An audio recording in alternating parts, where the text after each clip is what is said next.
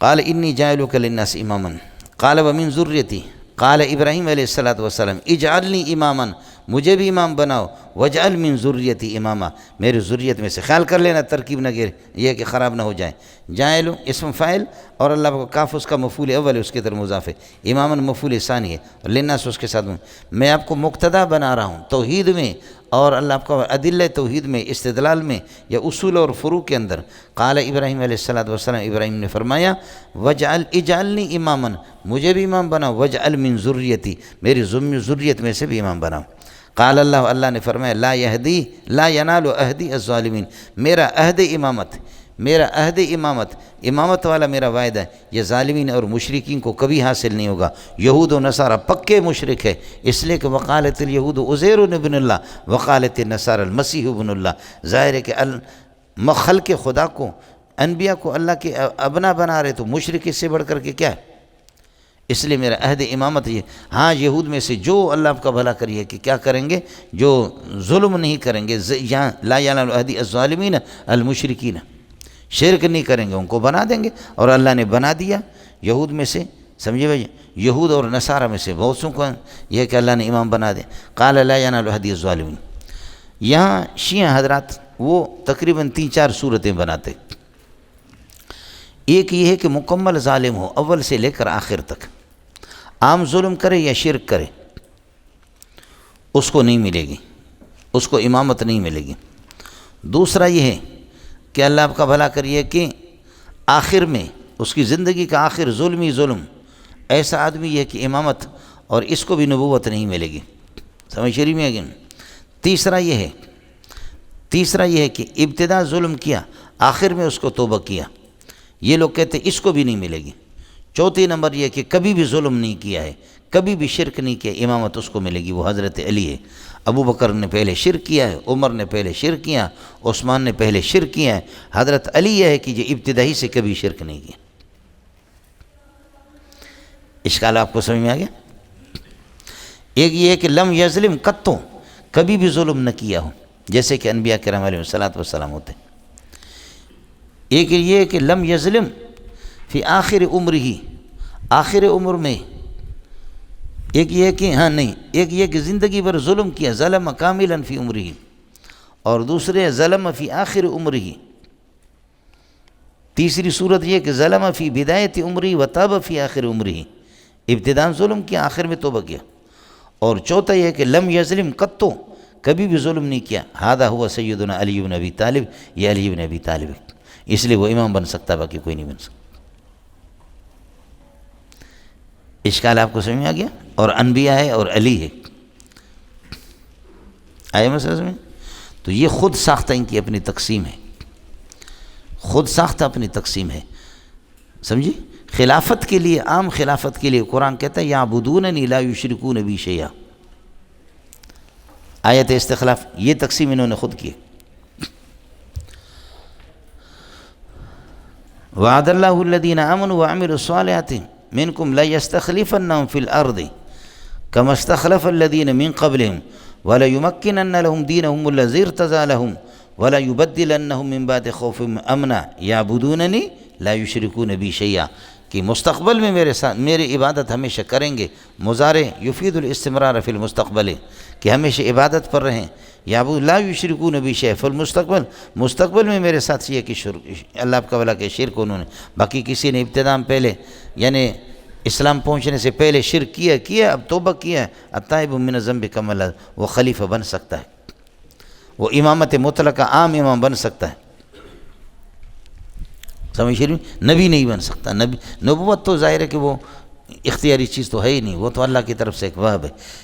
اور نبی تو فطری طور پر مسلم ہوتا ہے، نبی فطری طور پر موحد ہوتا ہے، شرک تو کبھی بھی ظلم کبھی بھی نبی نے نہ کیا ہو۔ تو میں عرض کر رہا ہوں کہ اگر ابو بکر، عمر، عثمان، علی نے شرک کیا تو عثمان نے، ان لوگوں نے شرک کیا ابتداء کیا، اب تو قرآن کہہ رہا ہے آئندہ کے لیے یعبدوننی فی المستقبل ولا یشرکون بھی، اور میرے ساتھ شرک بھی نہ کریں۔ آپ کو مسئلہ سمجھ میں آ گئی؟ لیکن میرا ایک سوال ہے، اور اس کو اللہ کرے آپ کو جواب آپ کے پاس آ جائے، سمجھ شریف میں ہے کہ نہیں؟ میں کئی دفعہ اس کو سوچتا رہا، لیکن یہ ہے کہ مجھے اس کا جواب نہیں آیا۔ کہ فرقہ امامیہ کے پاس امامت نبوت سے افضل ہے، اعلیٰ ہے، اور الاعلیٰ یستلزم الادنا، اعلیٰ ادنا کو مستلزم ہے بخلاف العکس، لیکن اس کا عکس نہیں ہے، اس کا عکس کیا ہے؟ ادنا اور اضعف اعلیٰ کو مستلزم نہیں ہوتا، لیکن اعلیٰ ادنا کو مستلزم ہوتا ہے۔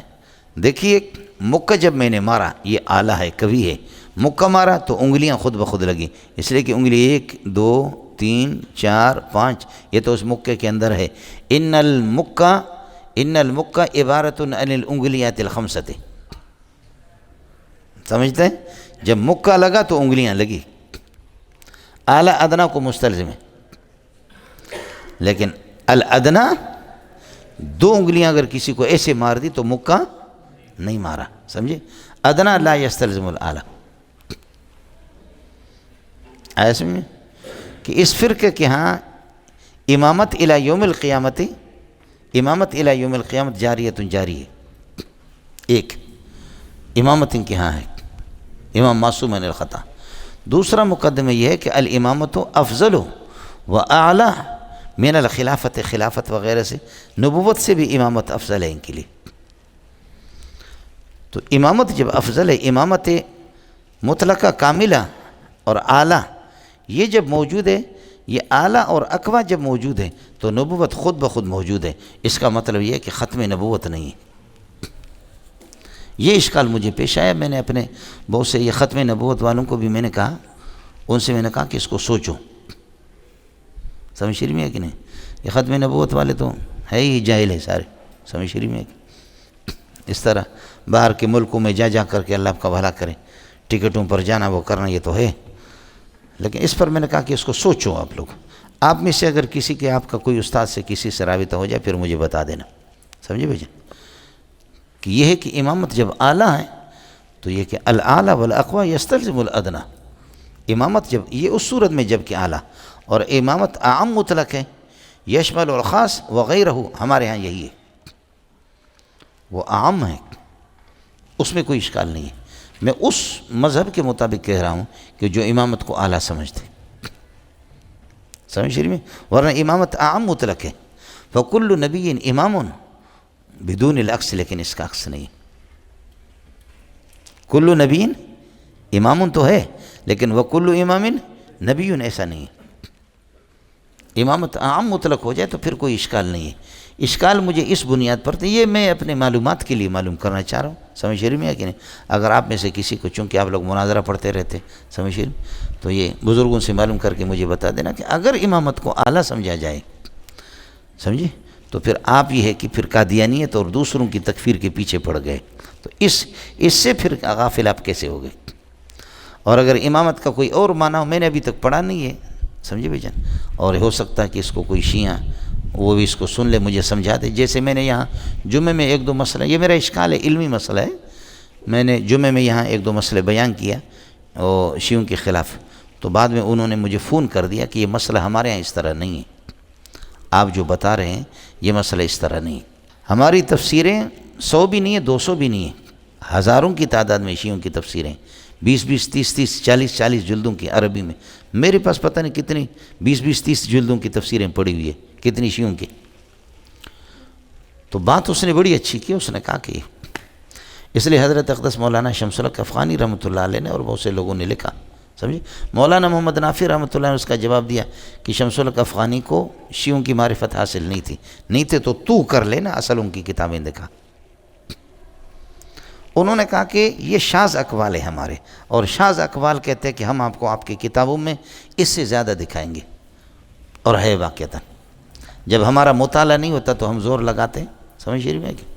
سنیت وہ اللہ آپ کا بھلا کریے ہے کہ وہ اس کا نام نہیں ہے کہ بس چند نعرے لگا کر کے اچھلنا کودنا، علمی میدان میں یہ مسئلہ، چنانچہ آج تک تحریف قرآن کی تعریف کسی نے نہیں کی ہمارے ہاں کہ تحریف قرآن کیا ہے، ہو آپ مجھ سے انعام لے لینا، الکلمۃ وضع لفظ وضع لمعنی مفردا۔ تو حضرت اقدس مولانا شمس الحق افغانی رحمۃ اللہ علیہ اور تفسیر حقانی والے اور بہت سے ہمارے بزرگوں نے لکھا کہ جتنے بھی ان کے مفسرین گزرے ہیں کسی نے بھی یہ نہیں کہا کہ اس وقت ہم 30 پاروں کی تفسیر لکھ رہے ہیں اور باقی 10 غائب جب کوئی لے کر پھر ہم تفسیر لکھیں گے. ہماری تفسیر نامکمل ہے، یہ کسی نے بھی نہیں. جو بات تفسیروں کی میں ایک دو ہے اردو والے ان کی بالکل ہے، سمجھے، بعض لوگ ہیں، لیکن یہ کہ جو ان کے محققین ہیں وہ قطعاً اس بات کے قائل نہیں. آئے مسئلہ تو امامت والا مسئلہ ہو سکتا ہے کہ وہ سن لے. میرا اشکال تھا، اس میں تو کوئی شک نہیں ہے کہ امامت ان کے ہاں اعلیٰ اور افضل ہے. جب امامت آپ کے ہاں اعلیٰ اور افضل ہے تو نبوت بھی جاری ہوگی. مزید ویڈیوز کے لیے آپ ہمارے فیس بک پیج کو لائک کریں اور ساتھ ہی ہمارے یوٹیوب چینل کو بھی سبسکرائب کریں